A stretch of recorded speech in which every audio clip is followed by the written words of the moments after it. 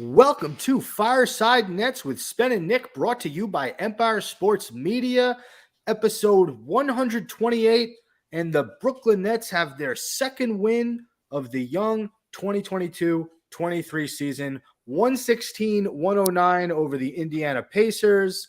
Kevin Durant obviously led the way, pretty much put the team on his back for most of this game. He had 34 points.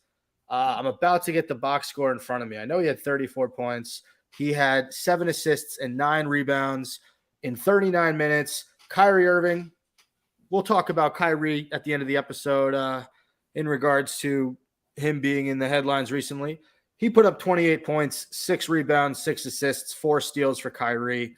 He's pretty good in this game. He's been pretty good to start the season on offense. The third star today, as you hear someone cheer in the background for what I'm assuming is an Amari Cooper touchdown.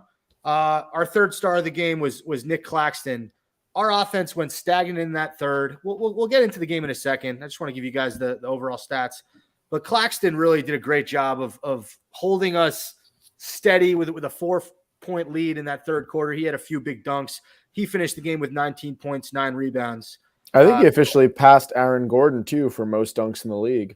Because he was one behind Aaron Gordon in like the third quarter, and I think he got 2 more. So he should be at 23 dunks on the season. Well, shout out to the Clax attack. He has been really nice to start this season, and actually he hit his free throws tonight. He was 1 of 2. So he hit. And they tried to hack a Clax at some point. They did. Look, I'm not going to lie to you. I came into this episode with a little bit more energy than I normally do because you and I are pretty tired, Nick. And I think a lot of our exhaustion, other than the fact that you have like 9 jobs and you did a sketch comedy show last night, I mostly blame myself at the Players Theater once a month. But this Nets team has been extremely exhausting. Thank you, Homer, my dog, the Corgi. This Nets team has been extremely exhausting to watch, Nick. They haven't had it. The chemistry hasn't been there through 7 games. And I think it's fair that it's probably going to take some time. A lot of these guys haven't played together. But the effort hasn't been there. The intensity hasn't been there. They've been getting steamrolled by teams on defense. Their offense has been very inconsistent. Other than when KD and Kyrie need to get a bucket, there's no real identity to this offense. A lot of guys don't really know their roles yet. I'm talking Ben Simmons. I'm talking Royce O'Neal. I think Nick Claxton is really the only one who understands his role. Royce O'Neal has been stepping up in the past few games. I'll give Royce some credit. I will too, and he had a really big game in this one. Only 10 points for him, but 8 rebounds. Played some really good defense down the stretch and hit a huge 3 in the last 3-4 minutes to really put this game out of reach. But no, what I'm trying to say is they've been tough to watch. Okay, you had a game against Dallas the other night that went to overtime. You could have won that game. You lost that game. You've been blown out by teams like Memphis. The Milwaukee Bucks pretty much had their way with the Nets in that fourth quarter. And they just haven't been able to get it going. And I'll tell you this, the most embarrassing moment of the season was that Saturday night loss against Indiana because they couldn't miss. And not only could they not miss, we did nothing to stop them. So tonight, the one thing that bothered me is you still let Chris Duarte drop a 30-burger on you. We let the team back. We let the Pacers come all the way back and tie it up at 100. And we were up, what? 26 at one point. Yeah. I think it was the largest lead was 24 points. 24. But I just, this team is not built right now to beat teams by 20, 30 points. They're just not. Look, also, we have no closing offense. If you look, it's like a tie game or we're up 4, 5 minutes left in the game. Durant pulls up, misses a 3. Kyrie pulls up, misses a 3. Kyrie pulls up again, misses a second 3 in a row. 3 possessions in a row. Why are we trying to hit a home run dagger to seal the deal? Work through your offense because it's been working all game. Get a good look. When we start moving the ball, when Watanabe drives and dishes, when we find Royce O'Neal in the corner, that's when we get big buckets. But like we talked about this offense being messy, we don't need iso ball. We don't need hero ball. We're lucky to have the superstars we have on the team, but that doesn't mean, hey, we need a big shot, huck something up. That stretch, I think we were up 7 points where you're right. KD missed a 3 and then Kyrie missed 2 threes. And the way that early in the shot clock, the way that Indiana was scoring on the other end, Mathurin was taking it to the hoop. and he was getting and ones, and he was getting jumpers, and I like Halliburton Mathurin. trying to take it to the hoop. Listen, Mathurin has been phenomenal this season. He only had, I think, 16 did he finish with? Yeah, 16 points on 6 of 12 from the field. But he's a real player. He cooked us on Saturday night. Their other leading scorer today was Buddy Hield with 22 points. And Halliburton had 11 points, 8 rebounds, 5 assists. Look, not saying there's nobody on this Pacers team, but I don't think that any of these Indiana Pacers are going to be all-stars. No, they're a young, up-and-coming solid team. They're fine. If you had dropped 2 at home to this Pacers team, when you have Kevin Durant and Kyrie Irving, and Ben Simmons did play one of those games, and we'll get into what he's done over the first few games, that would have been a really embarrassing loss. You would have been 1-6. What I said to people before this game, I said, they're going to win. They're going to win. They're not going to lose 2 games to this team, but it's not going to be pretty. It's going to be ugly, and they're going to need what Kevin Durant and Kyrie Irving have been giving them. I call this a must-win. I call this a must-win Game 7 of an 82-game season. What is scary about a game like this is if Kevin Durant and Kyrie Irving aren't hitting shots, it's a good chance the Pacers win this game. There really is. I mean, KD was 13 of 22 from the field, 8 of 8 from the line. Sorry, he finished with 36, not 34. My apologies. 36 points, 9 rebounds, 7 assists. Irving was 9 of 19 from the field. So both guys shot a little bit over 50%, but they were perfect from the line. Kyrie was 6 of 6 from the line. But if one of them stumbles, if one of them slips up, Nick, this team's going to lose. That's a little scary. I know. It is scary. I mean, that's why we need those other guys. Joe Harris hit some big shots. I loved his energy on defense today. Dude, phenomenal. Oh my God. And I'll tell you one thing I might have not have said before this game or before this season. Claxton bitched Miles Turner. Like, okay, I would have normally said to you, I prefer Miles Turner. After tonight, I take Claxton. So, okay, first thing I want to talk about Joe Harris, Defensive Player of the Year candidate? There was one play where Halliburton, I think, drove or Mathurin, and he like significantly fouled him like 4 times, and they didn't call it. And it was like everyone's like, great defensive play. I was like, all right, I think he's hip checked him and slapped both his arms. Listen, I'm not saying he's gonna get nominated for Defensive Player of the Year, but I wouldn't be surprised if he does. Back to the Miles Turner, Nick Claxton thing. Miles Turner was asked about like the Lakers a few days ago, and he basically said like, yeah, like they should probably make the trade for me. So I don't think he's very motivated as a Pacer right now. I think he's kind of like, I've been here for a while. This team is rebuilding. I'm a veteran at this point.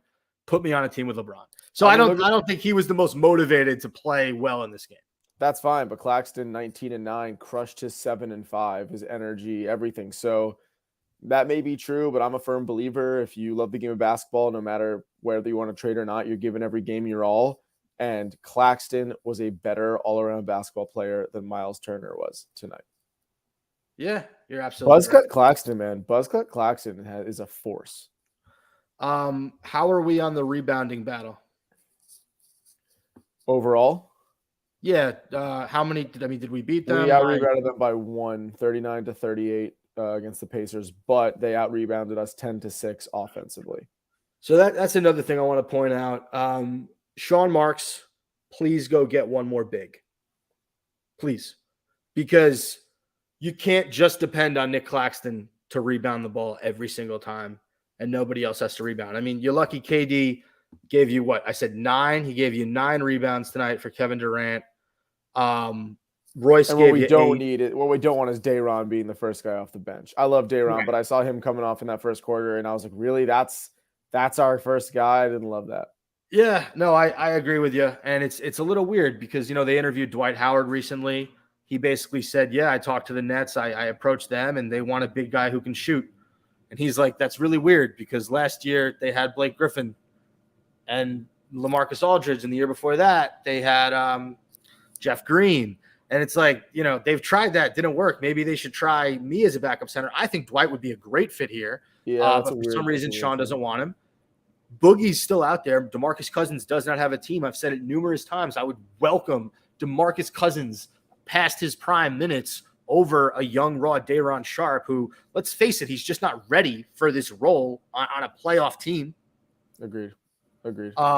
So, yeah, and I thought that's a glaring weakness through our first 6 games. I do too. I think Dwight would be big. I don't think we need a big that could 7 shoot. kids. I mean, here's my thing. What I like that we're doing. I like Watanabe. He's 6'8". He's a big dude who can rebound, play defense, and stretch the floor. What I like is when we go with that tall lineup, right? When we have Simmons, Durant, Claxton, and Watanabe, everyone is 6'8" or over in that lineup. So I think we're going for kind of that hybrid 3-4 small forward, power forward type players, which is an effective rebounding lineup. But when we go small, when we have Royce, Kyrie, and Joe Harris, we need another big. If Durant and Claxton are both not in there, I don't feel good about rebounding. I don't feel good about stopping people from second chance opportunities and putbacks. I think Dwight would be a great pickup. That's a funny move to me. That doesn't really make sense. We focus so much on shooters a lot of the time. We don't need any more. We already have Seth Curry and Joe Harris, who are practically the same player. We have Patty Mills, who's not going to get much time, but he's literally just a 3-point specialist veteran at this point. So, yeah, I disagree with that move on Marks. I'd love to see Dwight or Boogie. Yuta Watanabe, really good minutes tonight. He actually has been a very nice player off the bench for the Nets this season. 5 points for him, 2 of 4 from the field. He had a 3. He was a minus 16, which isn't the best. But I thought he played great down the stretch in that fourth quarter. He had that assist to Royce O'Neal, a few rebounds down the stretch. I like the way he plays. And I'll tell you this, Nick, we have a lot of guys in this team who aren't necessarily the most gifted players offensively, and Royce O'Neal and Yuta Watanabe, but they're aggressive and they attack and they go to the hoop. And I love that about both of them. Here's what I'll say one thing about the only difference between this game against the Pacers and last game against the Pacers roster-wise, right, is we didn't have Ben Simmons in this last game against the Pacers. And I'll tell you what, that opened the door for Royce O'Neal to just not only get more burn, but just to literally have the ball in his hands more, shoot more threes, dish it more, be a distributor. It gave more burn to Watanabe, who's now coming in here, a little size off the bench, a little more movement. And listen, I know we can go back and forth on Simmons not shooting the ball forever, but Royce is a potential 3-point threat. Watanabe is a potential threat driving the ball. When you got Simmons, a lot of the time you're playing 5 defenders on 4 shooters because you know Simmons really isn't going to put anything up. So I'm not going to even compare Royce O'Neal, Watanabe to any Simmons talent-wise. But right now, offensive threat-wise, I almost like those guys getting more burn when Simmons is out, because we're stretching the floor and we just have more people who are not afraid to shoot the ball. So I want Simmons on the team. I want Simmons to be a contributor. I love Simmons, but he's got to get to a place where we feel confident with him on the court, or else the distribution tonight looked better than it did when Simmons was there. I know Simmons is going to get enough time and minutes to get his assists, but it's a different lineup. It's a different feel with him on there. So I have 3 comments on your entire analysis right there. Number 1, like that you're using this term, give them more burn. I think that's really cool. I'm going to start using that if it's okay with you. Yeah, it is. And I'm looking now. O'Neal didn't really get more time. He got 37 minutes in both games, but just more so ball in his hand. So my second comment, I was going to bring this up, and it's funny you did, but Nets are 1-5 with – no, I'm sorry. Yeah, 1-5 with Ben Simmons. They're 1-0 without him. Yeah. So that's interesting. That's an interesting stat right there. Undefeated when Ben Simmons does not suit up. And then the third comment was, how did we talk about your boy, Edmund Sumner, coming in? I mean, he didn't do much in this game, but again, I talked about, Watanabe and Royce O'Neal going to the hoop. Sumner comes in. He gave him 6 points. He goes to the rack and he gets fouled. He was 4 of 4 from the line. He hit 1 layup, 1 assist. But like those 3 guys, they go to the hoop more than Ben Simmons. It's just, I know. It's I like crazy. Sumner. Sumner was on the Pacers before he tore his Achilles. Yes. We talked about this a couple pods ago. He was a guy who was starting to get 7-8 points a game off the bench. If he could start doing that for us, that's huge, man. That's more than Patty Mills can provide right now. I'm saying when Seth's healthy, right? When Morris is fully getting minutes, when all these guys are coming back, mentally we're here, depth we're here. I like Sumner getting that 12 to 15 burn. You like that? I said burn again. Burn's cool. It's a cool thing to say. And getting 6 to 8 points. And he's not afraid, man. And he's still a young guy. He can come into his own. He can keep developing. So I like that. I like that move. I'm hoping these veteran guys can kind of groom him a little bit, get him to a point where he's more confident and he's scoring more. Yeah, I think once Seth comes back, you're going to see him eat up a chunk of those minutes at one of the guard positions. I think that Sumner and Patty Mills, like you said, are going to have to fight for minutes. I think it just depends on the moment. If you want the veteran chucking up threes in there who can make smart decisions, throw Patty in there. You want the young kid who's got another gear, who can get to the basket, put in Sumner. Yeah.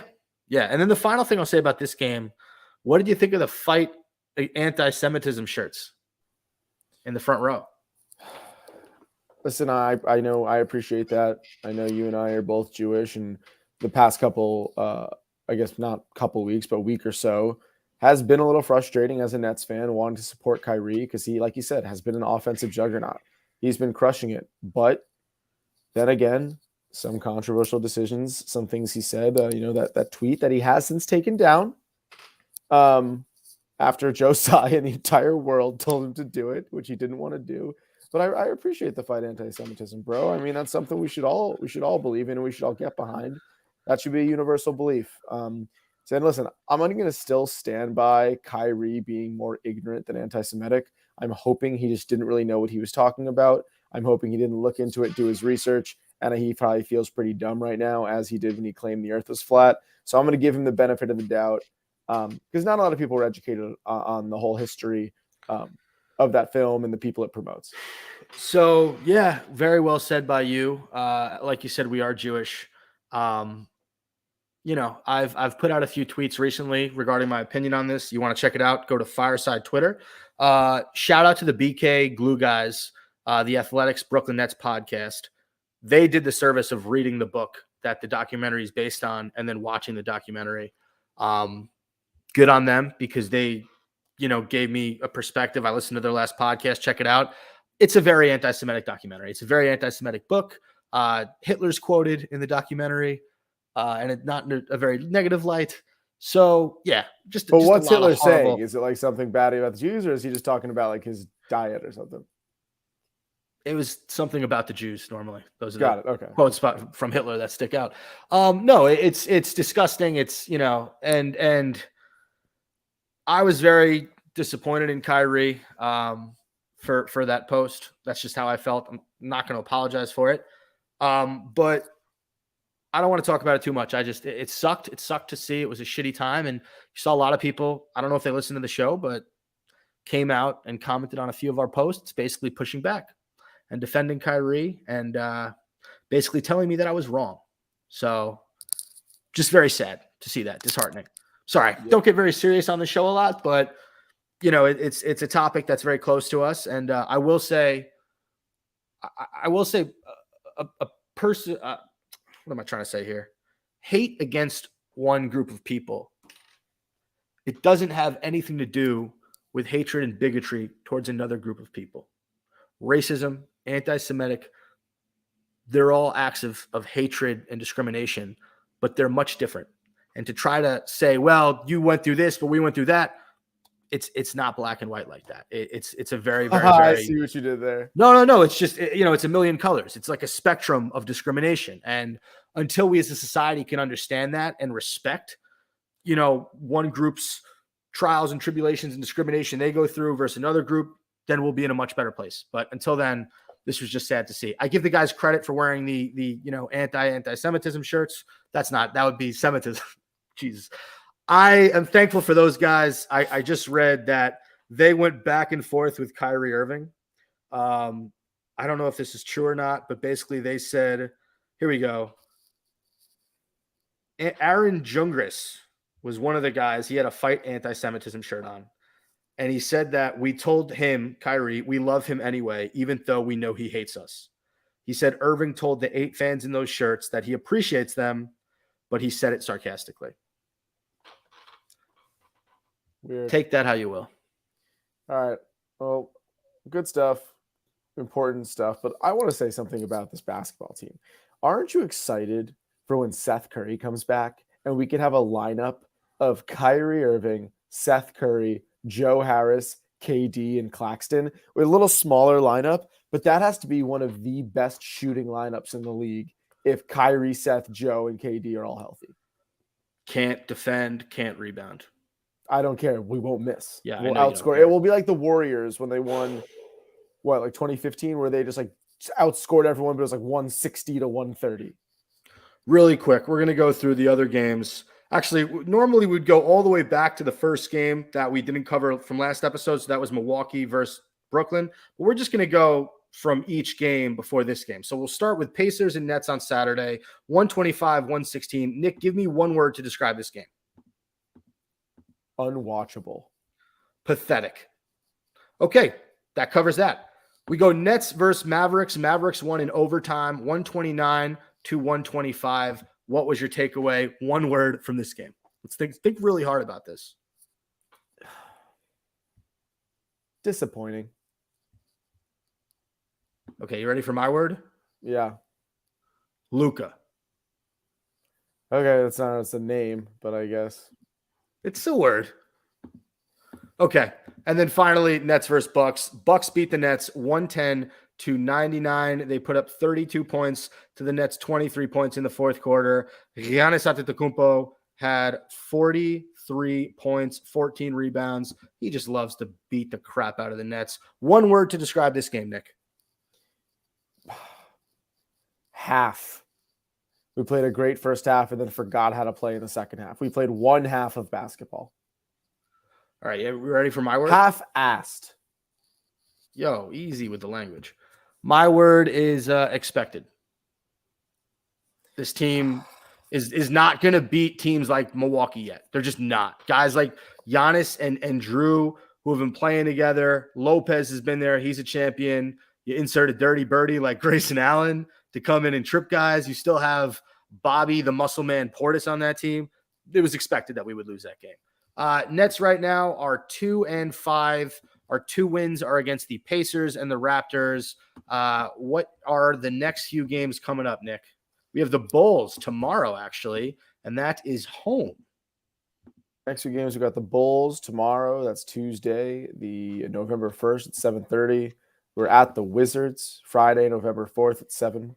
And we're Saturday at November 5th. We are at the Hornets also at 7. So we're hitting the road after this Bulls game for 2 games. For 3 games, then we're at Mavs the 7th. So listen, Bulls, tough team, but that's winnable. Wizards should be an easy win. Hornets, tough team, but winnable.